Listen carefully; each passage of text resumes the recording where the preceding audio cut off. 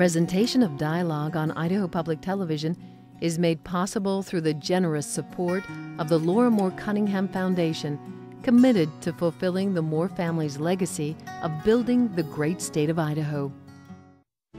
Idaho State budget writers may have to make some drastic cuts to balance the state's books next fiscal year. What programs do you think they should cut? We're talking about the budgeting process and its impact on you, and we'll take your calls. Stay tuned. Dialogue is next.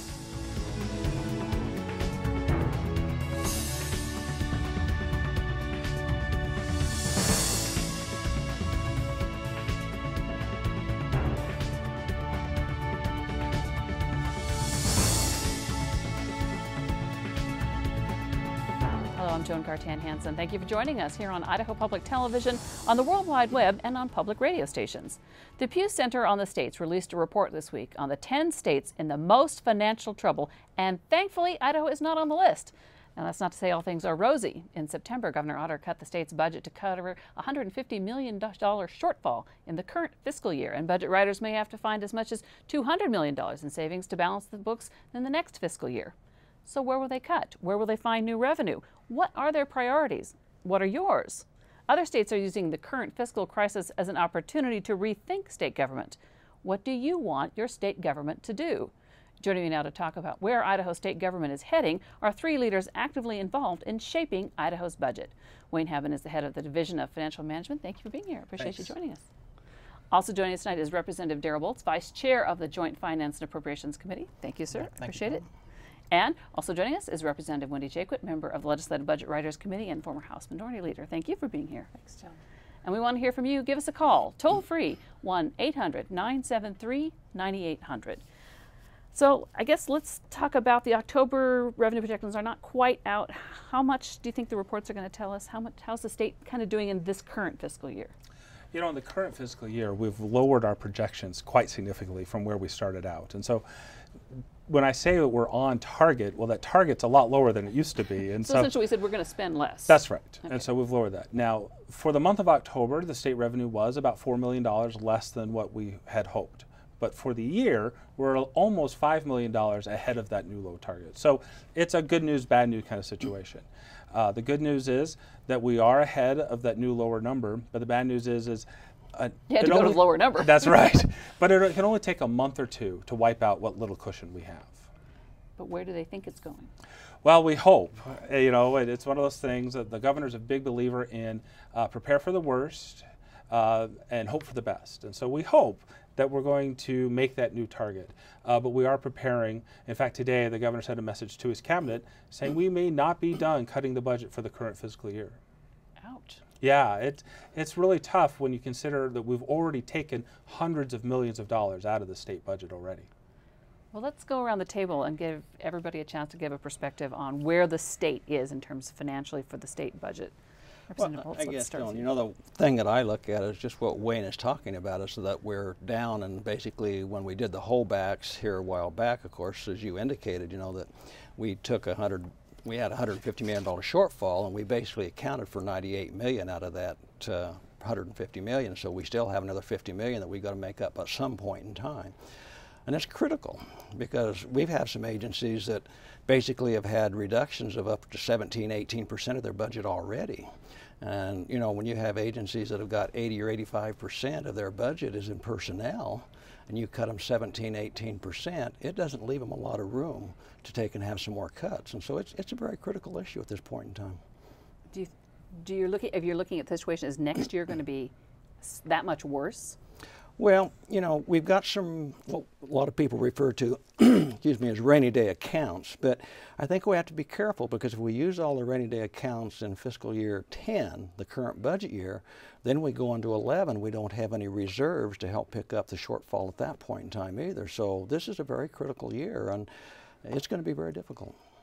Representative Jaquith.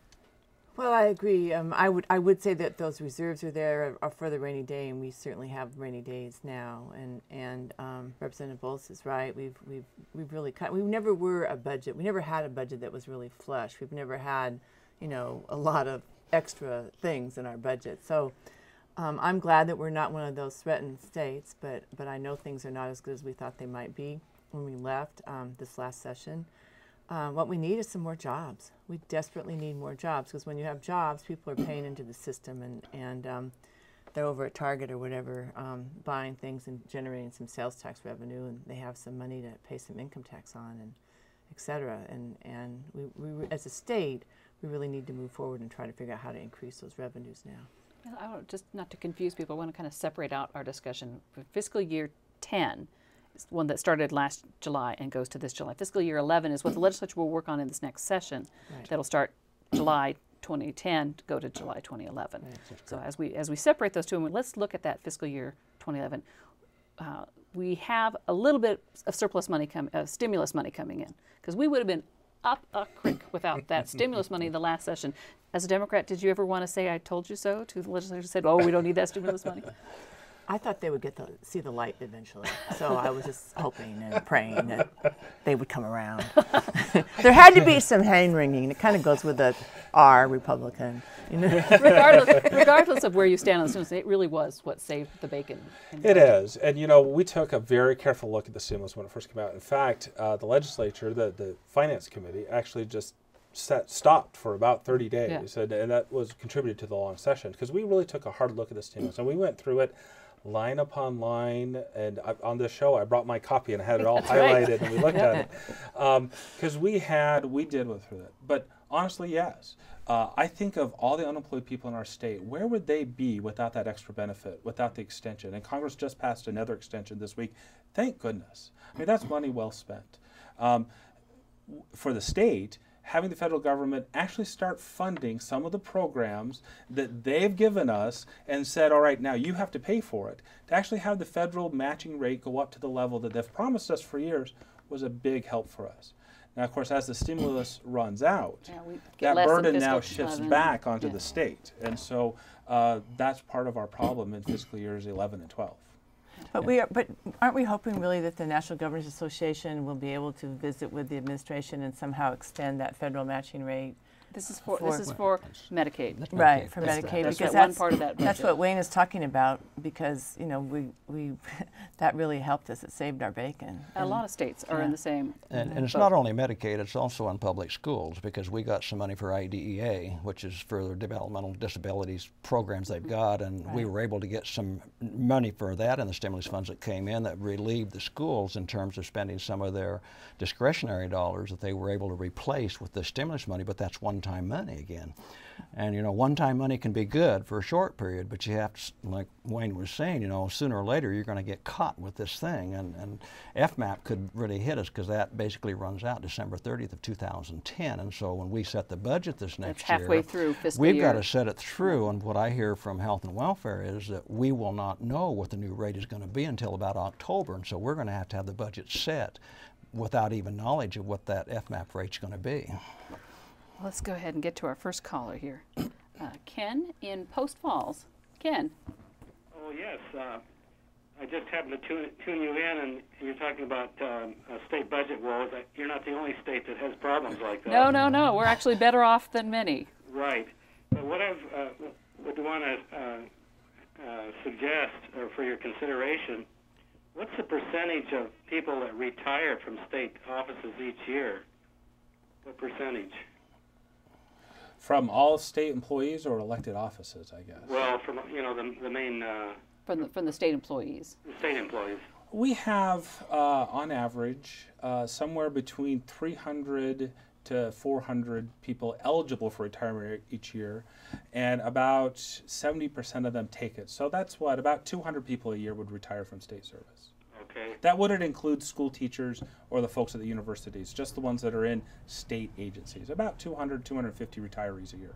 Right. Well, what I'm going to suggest is that while we're still in this economic downturn, why not hold off hiring any new ones until the economy picks up? That's what business has to do. Sometimes business goes out of business. They have to cut back. I'm saying we're not going to stay in a recession forever, and then when it comes back up, they can do some rehiring. Okay, thanks for your call. Okay. Thank you. Ken has a great point. That is exactly what businesses all across the state are doing. In fact, that's what families are doing. If we can cut back on expense and do something like that, and so the state's done that well. We actually, when the JFAC was in Boise last month for their fall meeting, we saw a presentation where we had run, and we have over 700 vacant positions in state government right now, including the universities. We have over 700. These are jobs that in last year or the year before were filled, and we're providing service. And the agencies are leaving those vacant, just as the caller suggested, in order to do that. And how many furlough days are states taking this? Thousands of hours of furlough days as well. The problem comes, and this is what I think Representative Bowles was leading to earlier, the problem comes is, so you go into the DMV or into the local health and welfare office, and there used to be 4 clerks working that counter. Now there's only 2. So the lines are twice as long as they used to be. People are waiting much longer, and I get those phone calls saying, where's my, and we explain to them just that at this point, just like you're doing in your family budget, the state is getting by with less, and we're expecting more of our state employees. We're asking them to work harder, work more hours, and get paid less to do it. And it's a very difficult situation. The problem comes when that goes on for a very long time. Eventually people just give up. And I think we run the risk of overtaxing our state employees to the point that we start to see dramatic decreases in efficiency because people just get swamped with their work. Right.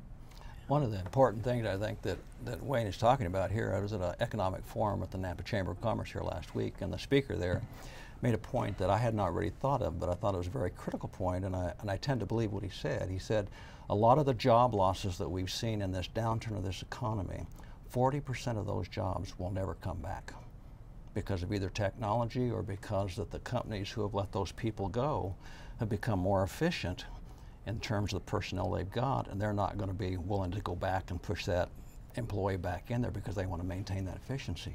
Well, don't you think that's one of the reasons that our number of students at our higher education institutions are increasing, because we have people going back saying, I may not get the same job I had, I need to increase my skill base, which is really why we have to be very careful about how we fund higher education, our community colleges and voc ed, because if we don't, I mean, it's so tied into economic development and having that workforce for these new businesses that are going to come and create jobs. That's exactly right. Okay, so I think everyone agrees, okay, we need to fund schools, we need to fund higher education, we need to do this, but if you have a $200 million shortfall to make up, what are you going to cut? What is going to be the principles or the kind of guidelines you're going to use when the governor puts together his budget and when you sit in JFAC starting in January to decide what stays and what goes? This becomes a very, very difficult question to answer because you've hit it very much on the head, because when you take education, I'm talking about all education, K through 12,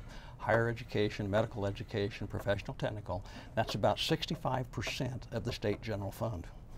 You tie on top of that, you put public safety, which is adult and juvenile corrections, state police and judiciary, that's another 8 or 9%. Then you put health and welfare and Medicaid, there's another 18%.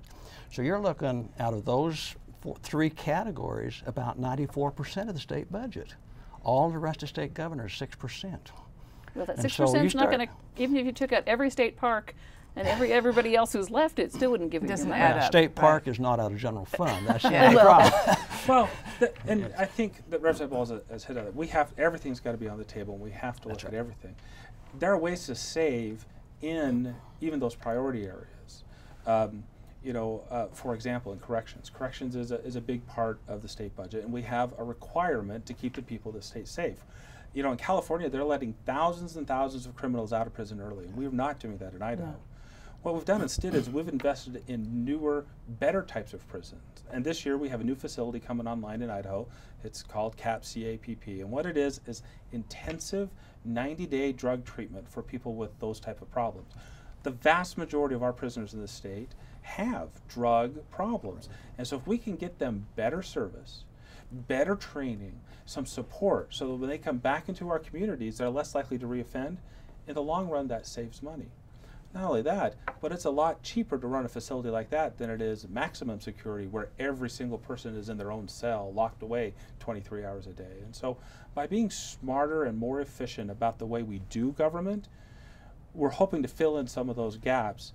But 200 million, it means there's a lot. How do you separate? How do you, though, but how, what, when when I plan my budget, I have long-term goals. I want to put money for retirement. I want to put money in for my kids' college fund. I want to be able to have a little, I want to travel a little bit. So I put all this out, and then when times get tight, when I have another furlough day and times my budget's a little bit less, I may not put in as much, but I have long-term goals. Does the state have long-term goals, definitive long-term goals? Well, I think you're expressing the frustration that we have in that is with the process, because I mean you're hoping that you'll get sort of a roadmap from the governor with a vision, and we've sort of had that in your tiered cuts that were done in this year's budget with the holdbacks. We looked at public safety as a high priority and kind of went down from there, education.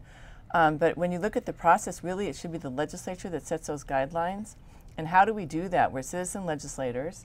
We sit on germane committees, which may or may not be interested in looking at what you're going to do with the corrections budget, what you're going to do with health and welfare. Do you put study groups together on the first week of the session? I mean, I think it's really a process issue. And long term, we were talking earlier about California, 21st economy. What should the 21st economy look like with regard to tax policy? Those are kind of long-term things that we need to look at as a legislature. But we have a problem right now. You're right. And so I think what you're going to see is a bunch of study groups. I think you're going to see some direction from the governor. I think you're going to see, people trying to figure out where we can achieve some savings, where those efficiencies might be, like what Wayne talked about. And then I think we're going to have to make some very hard decisions. I think Representative Jaquith points out an interesting thing, that the governor's the chief budget officer of the state, and he's empowered to do all this stuff, except for actually set the budget. And the legislature does that. And so I spend all year, I'm a full-time employee, I spend all year working on this. They're here hopefully 90 days a year, sometimes a little longer, but hopefully 90 days a year. The nice is that they all hope it's only 90 days. Everybody always hopes it's 90 days. And in that 90 days, they have to take up this Herculean task. Now, I'm not advocating for a full-time legislature, I want to be clear, but we're working very hard so that when they come on day one, they get a budget from the governor that lays out priorities, and we've done a lot of that homework for them. And then they can sit down and spend some time. I've suggested to leadership at the very first week of the legislature, let's give all 105 of them a crash course on the budget, on the state of the economy, that kind of stuff. Get them up to speed quickly so that we don't have a session that drags out forever. You have to, hopefully you can understand my frustration in that I don't know where my state is going. I'm a native, I want to know where Idaho's going to be. At least I want to know what direction I'm heading. Do you see any chance, especially since we're heading into an election year, of ever getting together a long-term plan? Well, I think you see different departments and agencies looking long-term, but it's pretty difficult a lot of times, I think, as a state as a whole, because you don't always know what your revenue is going to be. And so you start looking long-term and you have a lot of fluctuations in revenue, and it disrupts that whole program. And the other thing that happens so frequently, I think, too, is elections, okay? Because those darn elections every 2 years. Every 2 years, yeah, but it's not those elections so much that do it, although they do have a consequence. But you get an election of a new governor, for example, and so he brings in new individuals to head a certain agency or department, and then that individual has a different philosophy in terms of where that agency wants to go. And so you see a direction change in what's happening with that particular agency then. I do think some states do have, I look at Utah with their Envision Utah, and I look at how robust their economy is in Salt Lake, and they basically have a matrix kind of like where they are going. They certainly have put a lot of emphasis and resources into their growth of their health offerings. And that's a high priority for them, that interface with the private sector and with their higher ed. And I think that those are the kinds of priorities that we're going to have to examine, because like going back to jobs, we need more businesses. We need to take advantage of the resources like energy jobs that we could create here, biomass, wind, solar. We've got this. We also have some basically capacity in health professions. So there's some things that we really could celebrate and go forward with and say they were priorities. Okay, let's get to a caller. Scott in Idaho Falls. Scott. Yeah, my question deals with the uncertainty in the budgets for the next fiscal year. What has the state agencies been discussing as far as revenue, the revenue side, back to property tax to help the public schools, sales tax increases, income taxes? What what are they doing on that side? Okay, that's a good question, because it's not only cuts, you can shift that revenue. We've got our three-legged stool that's been kind of chipped away at over the last few years. Where revenue, is there a chance for new tax increase? Looking at the property tax shift that came added to the sales tax, maybe shift some of that back away from the general fund? Is there? Well, quite frankly, I don't think you're going to see a tax increase this year. The governor basically indicated he does not want a tax increase. And again, going back to being an election year, I think you'd find it very, very difficult to get a tax increase this year. But if your choice is cut public schools even more, or raise fees somewhere. Well, I understand that. I'm just telling you what I think. There's a perception out there from what I'm hearing from various people in the legislature and from what the governor said about another tax increase. Those are some of the decisions that we're going to have to make. And how much do we cut? How much can we stand to cut? I think it goes back to how much of the rainy day accounts we use, those type of situations. And we'll have to take a hard look at that. If we don't get out of this economic downturn, in another year or two, I foresee probably maybe a very likelihood that we're going to have to see some revenue enhancement, either increase in taxes or maybe looking at some of the sales tax options, exclusions, those type of things. I don't know, but we can't go on forever and cut and still expect the same services that we're providing citizens today. Well, I think the exemptions are Darrell talked about that a little bit. I've had a bill to put together basically a matrix to how we would review exemptions. It's how they do it in Utah. You have outside tax experts in addition to legislators. You do it outside when everyone's gone home. I think that's really important. And if you look at the new ones that we've been doing, the new bills that are exemptions or incentives, they do normally have sunsets on them. But I've heard the governor talk about that fees. He likes to see user fees. He likes to see people pay for what they're using. So there may be some fees that you're talking about that we don't know about yet that would provide some revenues. You're right. I think that trial balloons you want to float here. Well, we're looking at lots of options. I think that Representative Jaquith and her fellow Democrats made a great argument last year when they said the worst thing you could do is raise taxes on the general populace during a recession. And so we're not going to see from the governor a general tax increase. Every time we've done that, it's been a temporary thing and it becomes long-term. However, the idea of user fees is something we should look at. If I'm enjoying a state park and I'm getting benefit from that, perhaps I could pay a little more into that. If I enjoy whatever that service is that the state's providing, perhaps I should pay a little more for that. And if I choose not to take that service, then that doesn't impact me as an average day Idahoan. Okay, let's get Bob in Glens Ferry. Bob. Yes, my question would be for both the representatives in this economic downturn, and I've heard the question arise various times about combining agencies and eliminating an awful lot of duplication, which there is, that a lot of your natural resource agencies could be combined and you could eliminate duplication on your licenses, registrations, natural resource management, your DEQ, water resources, etc. If that is being something that might be considered this session. Okay. I very definitely think that it will be considered this year. The governor's indicated he wants to restructure government as we start to go down this road. But you both cringed when he said that, when he said combining natural resource agencies. And I think there's a lot of agencies we need to start looking at that. And we have looked at that in the past, and we've done some things to try to eliminate duplication as much as we possibly can. But I still think there are some areas that we still need to take and cover and take a look at. And I'll let Wendy make a comment. Well, I thought it was crazy that once we combined commerce and labor, and then we let them break apart again, because I thought there was a lot of synergy there. So I would hope that we'd be looking at that. There's a person on Wayne's staff who actually is an efficiency expert, and she's looking at these, and maybe you want to talk about that a little bit. Who are also our new PR or HR person. I'm not the PR person, but HR. You never know. You never know. Well, Representative Jacob puts out a good thing. We have borrowed a person from the Department of Labor who has a background in helping private companies find efficiencies. And we're finding all sorts of stuff. In fact, I wonder if Bob had been reading the notes on my desk, because you're right. There are departments with significant overlap.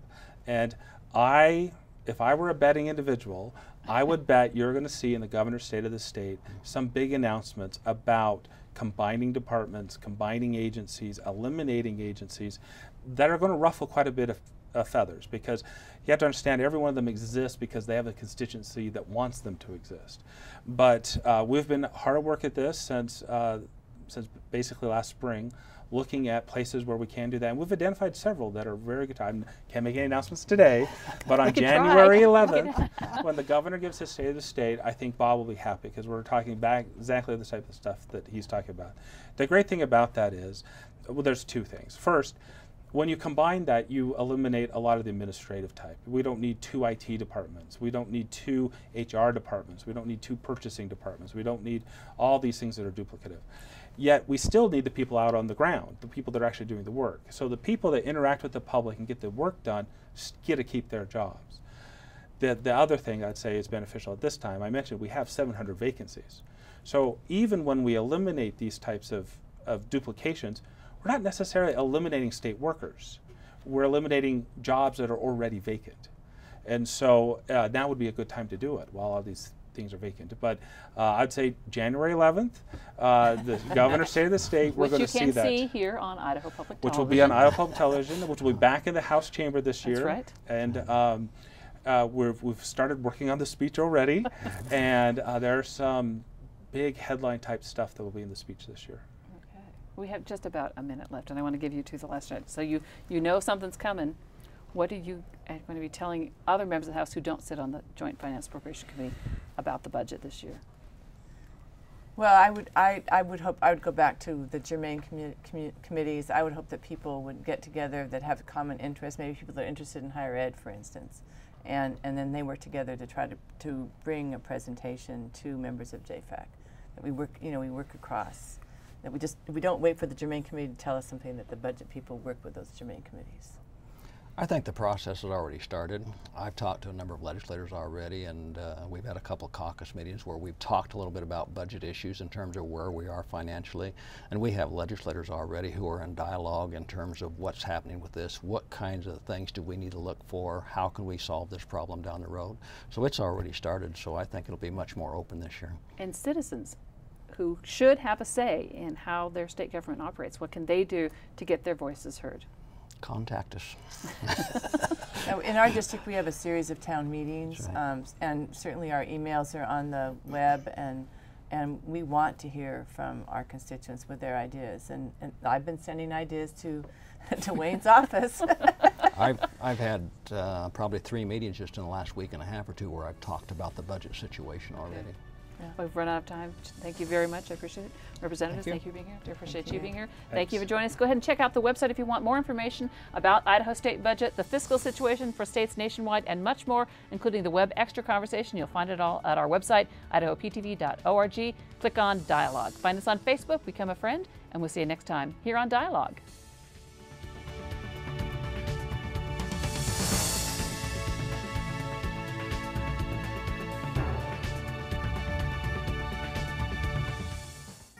Presentation of Dialogue on Idaho Public Television is made possible through the generous support of the Laura Moore Cunningham Foundation, committed to fulfilling the Moore family's legacy of building the great state of Idaho.